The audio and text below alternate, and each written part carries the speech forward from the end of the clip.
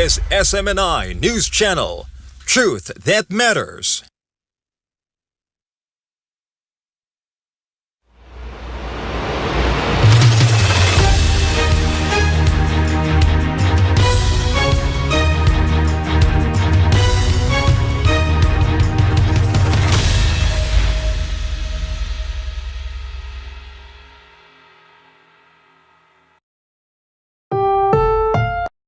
This program is rated PG. It contains themes and scenes which may not be suitable for very young audiences. Parental guidance is advised.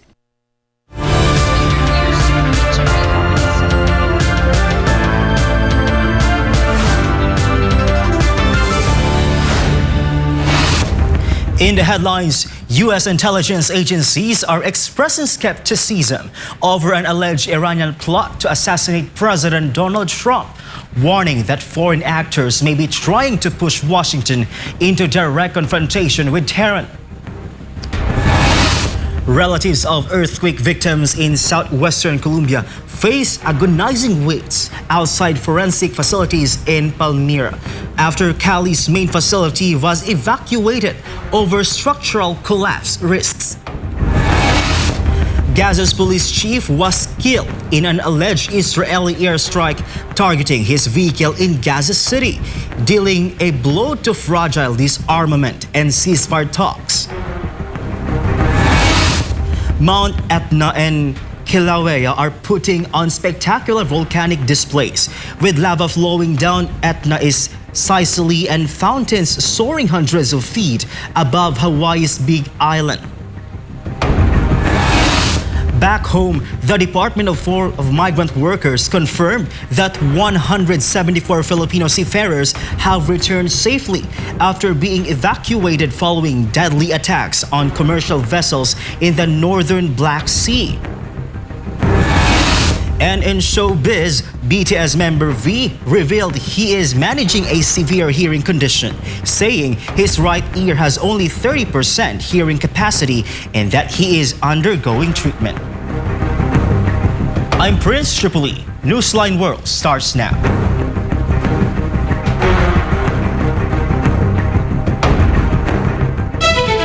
For our first story, U.S. intelligence agencies are expressing deep skepticism over an alleged Iranian plot to assassinate President Donald Trump, citing potential manipulation by foreign allies. Angie De Leon tells us more.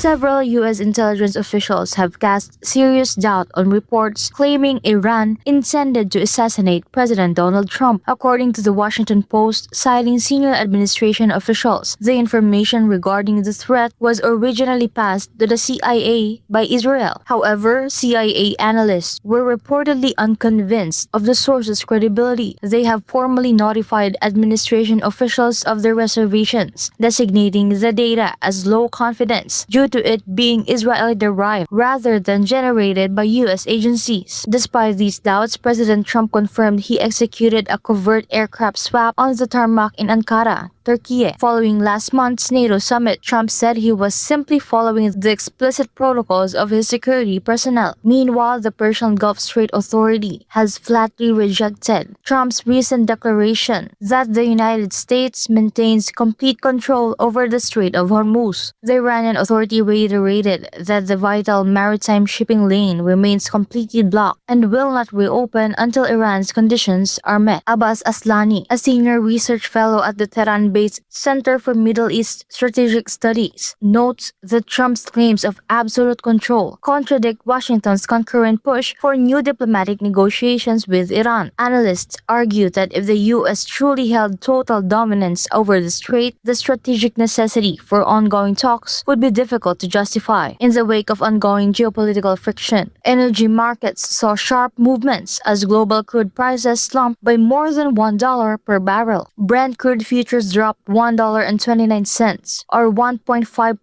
settling at $87.69 a barrel. U.S. West Texas Intermediate crude followed a similar trajectory, shedding $1.30, a 1.6% decline, to close at $81.97 per barrel. Market experts attribute the downturn to downgraded projections for global oil demand for 2026, sparked by the economic spillover of the conflict involving the U.S., Israel, and Iran. However, deep losses were kept in check by widespread market anxieties regarding immediate supply constraints due to the volatility in the Middle East. OPEC's latest oil market report explicitly lowered its world oil demand growth forecast to just 580,000 barrels per day. Angie De Leon, your Global Citizen correspondent, reporting for Newsline World. Gaza's police chief has been killed in an alleged Israeli airstrike targeting his vehicle in Gaza City, disrupting fragile disarmament talks and ceasefire efforts. Verhil Parba reports. Flames engulfed a civilian vehicle along Gaza City's coastal Al-Rashid Street following targeted missile strikes on Thursday. The Gaza Interior Ministry confirmed the death of 43-year-old Police Chief Colonel Hamal Abu Kamil, describing the incident as a targeted assassination by Israeli aircraft. Eyewitnesses reported multiple direct missile strikes hit the moving vehicle, preventing occupants from escaping as emergency crews scrambled to extinguish the blaze. ضربوا صاروخ هو صاروخ نفذوا كده شردوا بعدين ضربوهم برضه كمان بالصواريخ 4-5 صواريخ ضربوهم. The strike marks a critical escalation following a separate earlier raid targeting a military commander in Khan Yunis. The renewed military operations follow days of intense debate over a U.S.-backed peace proposal requiring Hamas to disarm and Israeli forces to withdraw, terms that both Israeli Prime Minister Benjamin Netanyahu and Hamas leadership have publicly rejected.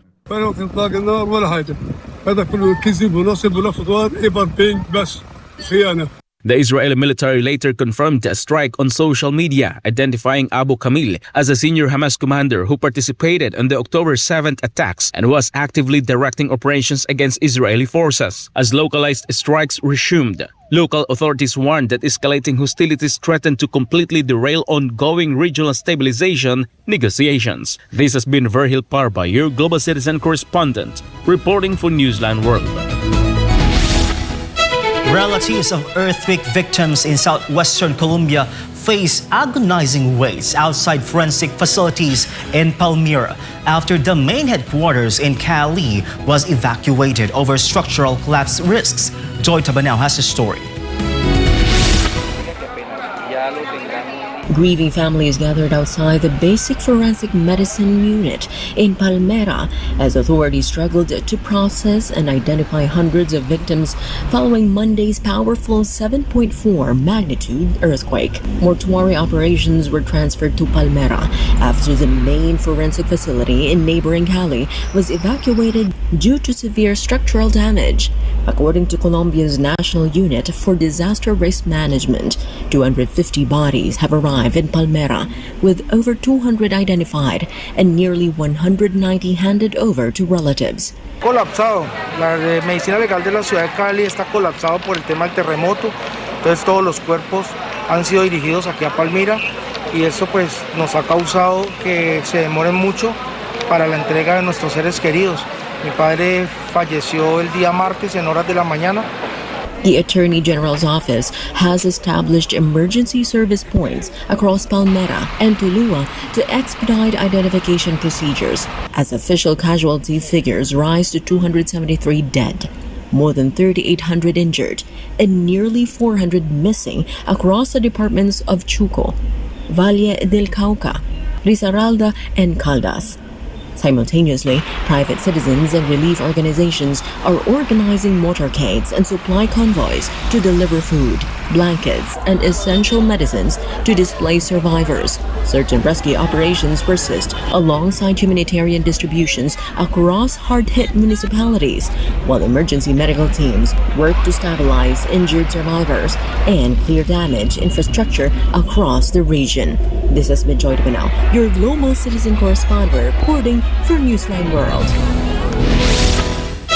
Two of the world's most active volcanoes have put on spectacular dual displays as incandescent lava flows down Mount Etna in Sicily in Kilauea blast lava fountains hundreds of feet above Hawaii's Big Island. Carlo de la Peña has a story. Glowing streams of incandescent lava were captured, cascading down the dark slopes of Mount Etna in Sicily. The latest eruptive phase at Europe's tallest active volcano produced streams of molten rock channeling into natural depressions across the upper summit zone, creating a vivid display against the night sky. Standing at roughly 3,400 meters above sea level, Etna remains under continuous monitoring by Italian geophysicists as civil protection authorities issue updated safety advisories for high-altitude tourist sectors.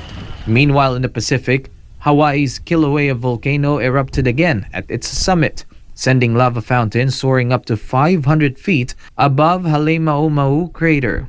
The U.S. Geological Survey said episode 53 of the ongoing eruption began as pressure built beneath the north vent, producing a massive plume that rose thousands of feet above the Big Island and spreading fresh lava across the crater floor. The eruption remains contained within Hawaii's Volcanoes National Park, while scientists continue monitoring volcanic gas emissions and wind conditions affecting nearby communities. Authorities in both Italy and the United States say neither eruption currently poses a direct threat to populated areas, but monitoring remains heightened as volcanic activity continues. Reporting for Newsline World, this has been Carlo de la Peña, SMNI News. Hungary has initiated urgent emergency engineering works of the Danube River near Pax to raise water levels and safeguard the cooling capacity of the nation's primary nuclear power plant. This report. Heavy machinery and emergency crews are working along shallow sections of the Danube near Pax as Hungary battles critically low water levels, threatening the cooling systems of its main nuclear power plant. Weeks of drought and extreme heat have severely depleted the river, prompting authorities to place more than 140,000 cubic meters of rock along the riverbed and deployed emergency barges to raise water levels near the plant's intake pumps. The Soviet-built Pax facility has 4 active reactors capable of generating around 2,000 megawatts, typically supplying nearly half of Hungary's electricity. Critically low river levels previously forced 3 reactors and 7 steam turbines to shut down temporarily, sharply reducing output and prompting water restrictions in more than 100 municipalities. The drought has also disrupted regional power supplies, with neighboring Romania reportedly reducing operations at its Cernavoda nuclear plant. Hungarian engineers are maintaining around-the-clock operations along the river barrier as they work to secure the plant's cooling systems until rainfall restores normal water levels. A powerful explosion has ripped through a defense munitions factory in Colleferro near Rome, following a fire in its powered pressing department, causing extensive damage but no casualties. Rahil Parba has the details. Emergency crews and firefighters rushed to the KNDS Ammo Italy facility in Colleferro, southeast of Rome, after a fire triggered a powerful explosion inside the plant's powder pressing department. The complex sustained extensive damage, including charred buildings, a large crater, and a thick smoke as firefighting aircraft dropped water over the surrounding area. All 24 employees on site were safely evacuated after emergency protocols were activated. Officials said the factory was operating at reduced capacity during Italy's summer holiday period, helping prevent casualties. The facility, operated by Franco-Herman Defense Group KNDS, produces medium and large caliber ammunition and solid propellants. Colleferro Mayor Giulio Calimita said the situation is under control as firefighters continue extinguishing remaining hotspots. Prosecutors have launched an investigation to determine the cause of the fire and explosion. This has been Rahil Parba, your Global Citizen correspondent, reporting for Newsline World. Up next, the Department of Migrant Workers confirmed that 174 Filipino seafarers have returned safely after being evacuated following deadly attacks on commercial vessels in the northern Black Sea. And in showbiz, BTS member V revealed he is managing a severe hearing condition, saying his right ear has only 30% hearing capacity and that he is undergoing treatment. More news when Newsline World return.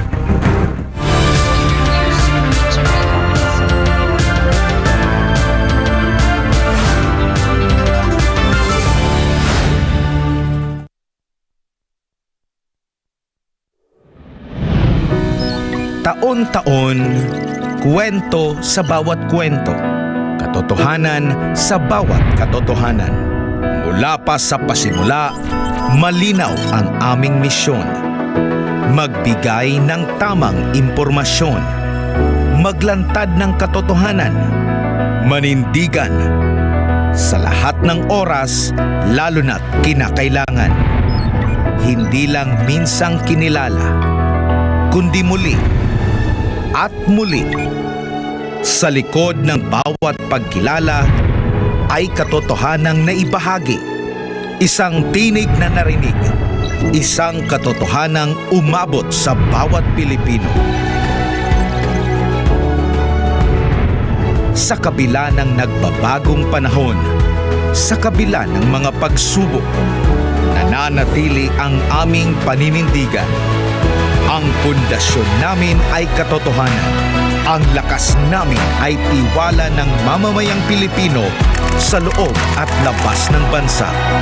Maraming salamat po.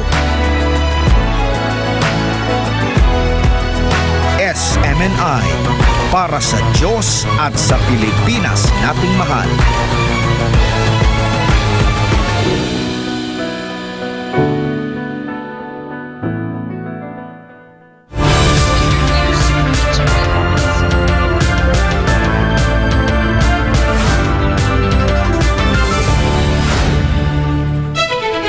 And we're back. The Department of Migrant Workers has confirmed that 174 Filipino seafarers have safely returned to the Philippines following recent attacks on vessels in the northern Black Sea.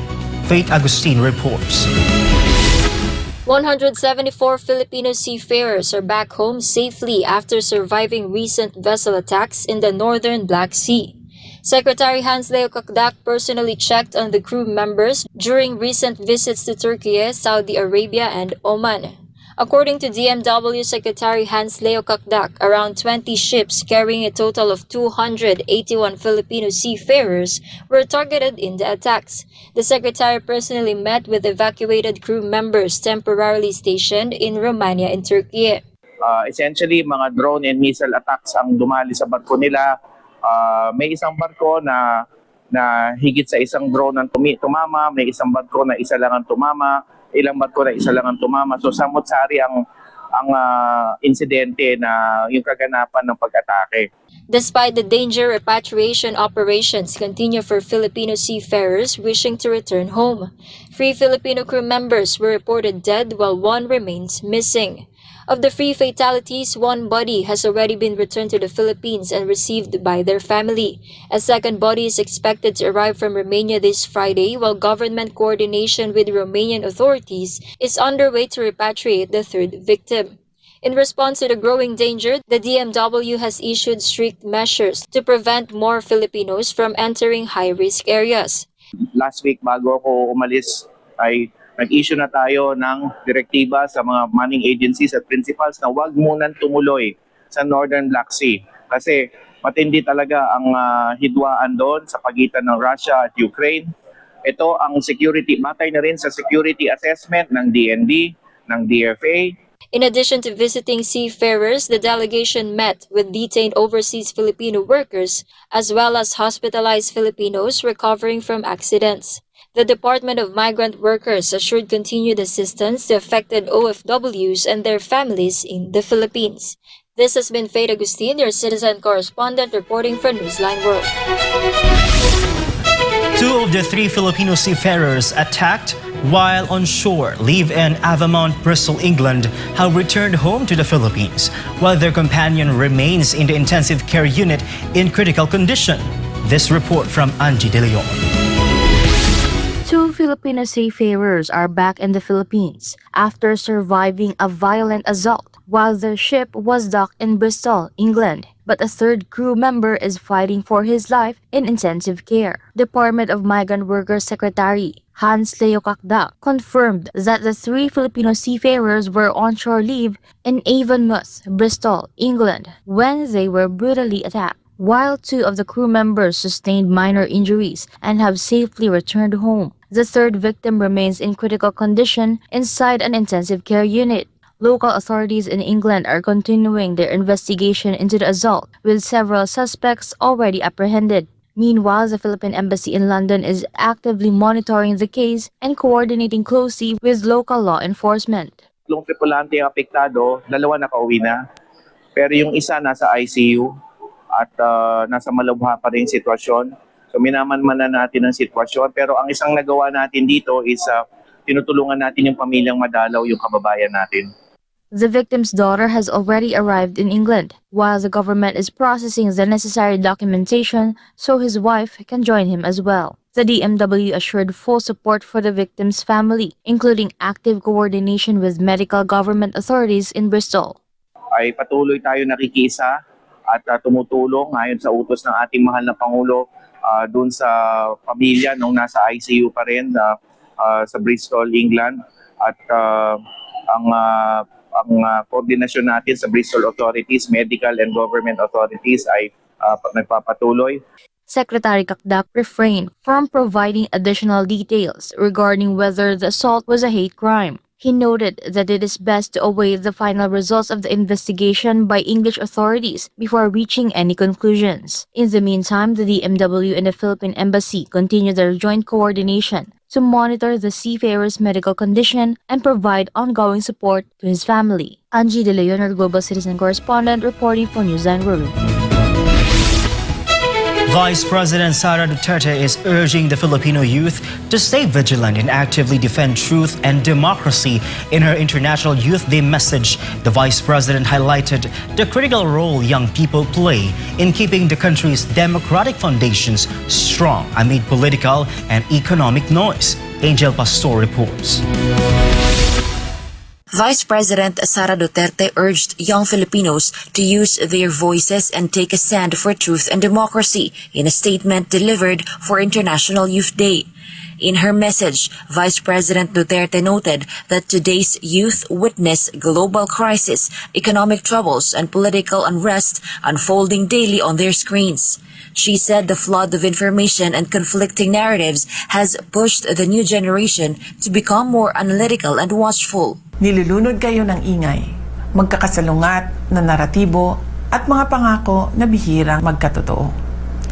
Ang ingay na ito ang nagdala sa inyong henerasyon upang maging lubos na mapagmatyag, mapanuri at laging nakabantay. The Vice President added that despite their differing circumstances, young people share common aspirations, decent jobs, quality education, and a dignified life. She commended the youth for stepping up to address societal issues on their own, including initiatives to fight climate change. Hinahangaan ko ang inyong pagbuo ng mga praktikal at malikhaing solusyon kagaya ng inyong inisyatiba para labanan ang climate change. Hindi kayo naghihintay na ayusin ng isang sirang sistema ang sarili nito. Gumagawa kayo ng sarili ninyong espasyo upang humingi ng pananagutan. Vice President Duterte emphasized the importance of providing young people with adequate security and opportunities. Our job is to ensure you have the security and opportunities to build the nation you deserve. Your role is not just to inherit the future, but to defend the truth of the present. She once again encouraged the youth not to be afraid to speak out and stand firm in their beliefs, stressing that youth vigilance serves as a vital pillar of democracy. Patuloy ninyong gamitin ang inyong boses at manindigan. Ang inyong pagiging mapagmatyag ay isang mahalagang sandigan ng ating demokrasya. Sa ating mga kabataan, mga kababayan, mahalin natin ang Pilipinas. Ibalik natin ang tapang at malasakit. Reporting for Newsline World, this has been Angel Pastor, SMNI News.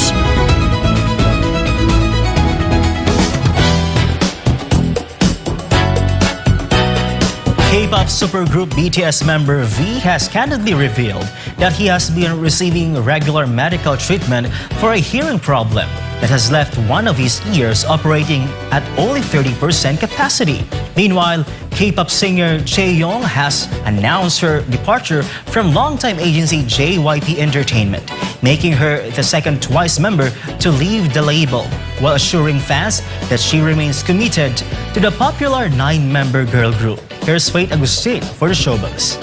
The 30-year-old singer, whose real name is Kim Tae-young, shared the news for the first time with fans during a Weverse live stream alongside bandmate Jungkook. According to V, his hearing began to deteriorate about 2.5 years ago and that the condition worsened while he was completing his mandatory military service.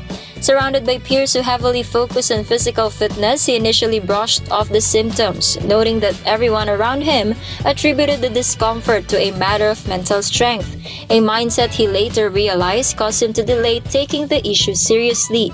V is now prioritizing his well-being, taking medication and visiting the hospital regularly. During the same live stream, Jungkook also opened up about his own health struggles, disclosing that he has been dealing with severe inflammation and potential microdamage near his shin that is on the verge of a stress fracture. Despite the pain, Jungkook assured fans he would carefully manage the injury to continue performing on their ongoing world tour that comes on the heels of the septet's highly anticipated reunion album Arirang, which dropped in March following the completion of all 7 members' military duties. Meanwhile, the 27-year-old artist, whose real name is Son Chae-young, revealed the news to her 10.2 million Instagram followers on Thursday. Reflecting on her journey, Chae-young expressed her excitement about venturing into a new phase of her career following her solo debut in 2025 with the album Lil Fantasy Volume 1. Despite taking on a new agency path, Chae-young was quick to reassure TWICE's fan base that her departure from JYP Entertainment will not affect her group activities. Chae-young expressed heartfelt gratitude toward her home label and fellow group members, thanking everyone at JYP and Team TWICE for believing in her and supporting her over the past 14 years since she first joined the agency before making her official debut in 2015. She added that her bandmates remain her strength and biggest supporters as she takes on this new challenge. Chae-young is the second member of TWICE to exit JYP Entertainment following Jonghyun, who recently signed with acting agency Varo Entertainment while also remaining an active member of the group. This has been Faith Agustin, your global citizen correspondent, bringing you the latest show buzz.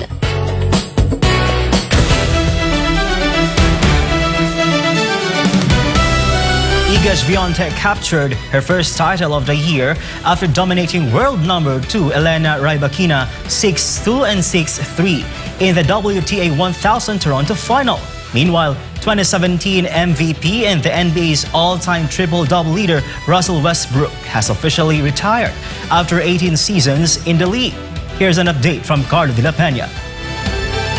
Iga Swiatek controlled the match from start to finish, using her solid serve, defense and timely attacks to overpower the weary Rybakina. The victory also lifts the 6-time Grand Slam champion back into the world's top 5 after a tough 2026 season that included an early exit at Wimbledon. Rybakina, who played 4 3-set matches en route to the final, admitted she was low on energy after her semifinal win over Coco Gauff ended around 1 a.m. For Swiatek, the Toronto title marks her 12th WTA 1000 trophy, and she dedicated the victory to people dealing with judgment and hate, urging them to keep growing and focus on what lies ahead. Meanwhile, 37-year-old Russell Westbrook announced his retirement after a career that included a spot on the NBA 75th anniversary team and 2 scoring titles. Westbrook finished his career with 209 triple-doubles, an NBA record. He also holds the single-season record with 42 triple-doubles in 2016 to 2017, the same season he won his only MVP award. Selected 4th overall by the Seattle Supersonics in 2008, Westbrook spent most of his careers with the Oklahoma City Thunder before playing for the Houston Rockets, Washington Wizards, Los Angeles Lakers, Clippers, Denver Nuggets, and Sacramento Kings. In his final season, he averaged 15.2 points and 6.7 assists in 64 games. He also won an Olympic gold medal with Team USA at the 2012 London Games. Reporting for Newsline World, this has been Carlo De La Peña bringing you the latest sports news.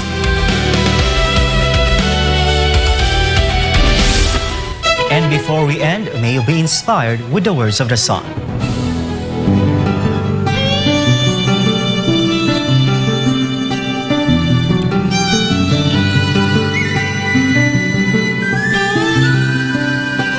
Every day may not be good, but there's something good in every day.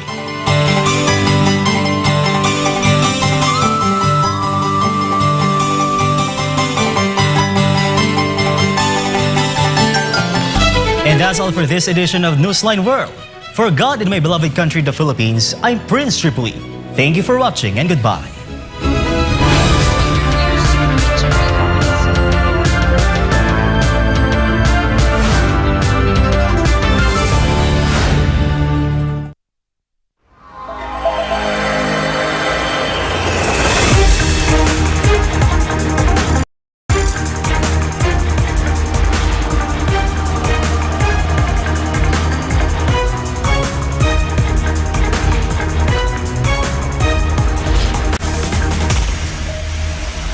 This is SMNI News Channel. Truth that matters.